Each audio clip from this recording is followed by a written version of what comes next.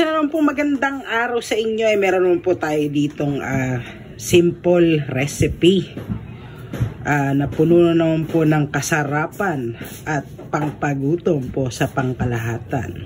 So meron po kaming medyo may naiwang lechon manok kagabi. So yun pa isasahog natin sa ating broccoli. Ay nakakita po kami ng murang tongpok po ng broccoli, kaya po ito ay aming pinili na. Sasama po natin ng tangkay. Syempre meron po tayong bawang, sibuyas, laso natin gagamitin natin. Medyo nakabili ng dairy cream. May pabater tayo ngayon mga kabsat. So bell pepper, ang pinakapanglasa natin ay ang 9 pesos na oyster sauce.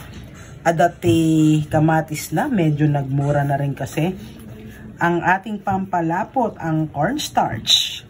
At ang pang bling bling bling. Tara po, simulan na po natin mga. So ayun na nga mga kapsat, buksan na po natin ang ating mahiwagang kalan kasamang ating mahiwagang kawali. So syempre unahin po natin ang paggisa. Naka high fire po tayo dyan kasi gutom na po sila.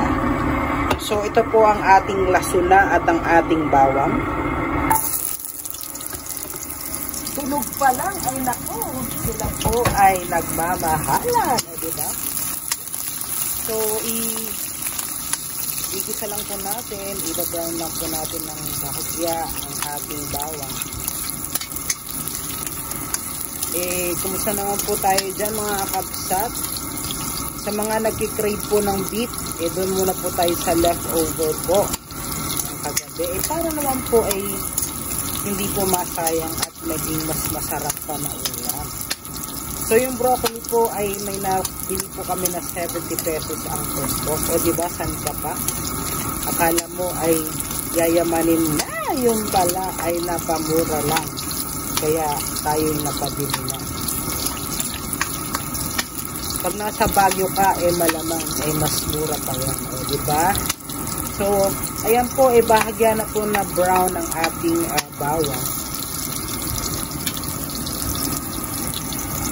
Ito po ang ating mahiwagang lechon.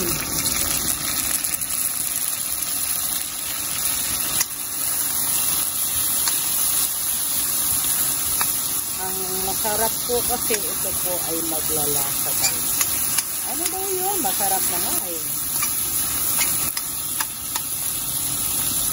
Para po lumasa ang bawang sa ating lechon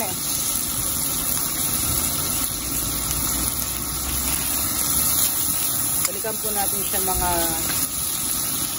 Ayan na nga guys, mga after few seconds later.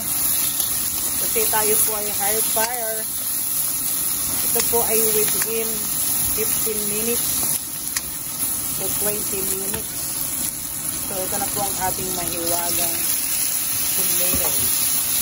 Lagyan na po natin siya ng mahiwagang kabis para umagoy po ang ating niluluto. Ayan po. Kasi lamang natin siya. Balikan po natin ulit siya mga after few seconds later.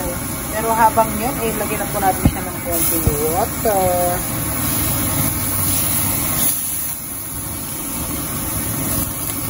Ayan. Oh, konti lamang ba? Mas maganda yung konti lang. Ano daw yun? So, ayan po, lulutuin lang po natin ang ating tomatoes. Para lumasa dito sa ating nilulutos.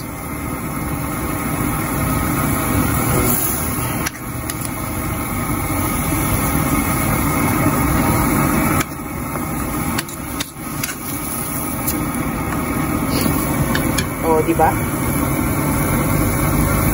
So, ayan na nga mga kapsat, malambot na ang ating tangkay ng broccoli.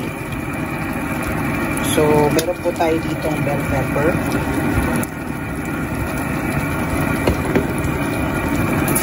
Mabilisan lang po kasi talaga siya.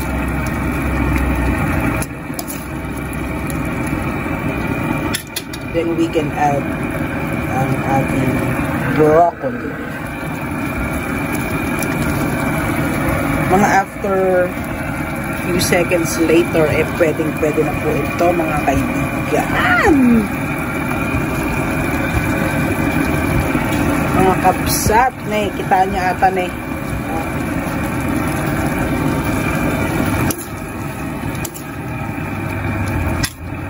So,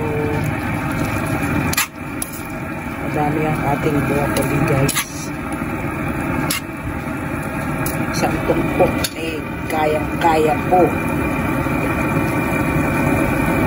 So, ayun na nga mga kapsat, again, mabilisan lang po ang ating pinaka-broccoli kasi para langhap ng langhap o lasang-lasa po natin ang pagkasariwa po ng gulay na yan. Takpan po natin para po pantay ang kanyang pagkakaluto.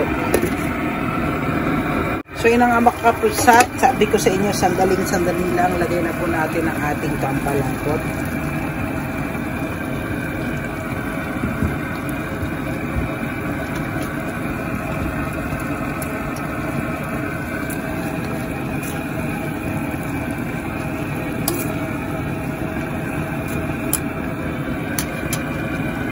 We can add the pepper. Just a little bit of seasoning.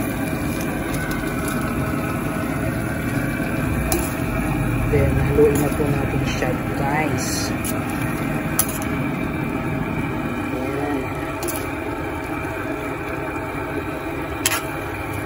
Then, we can add na ang ating oyster sauce. On top.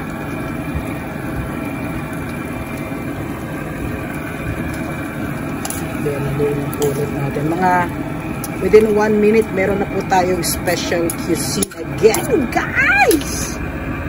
A little bit of garnish on top. Ayan na po, guys. Santayin po natin few seconds.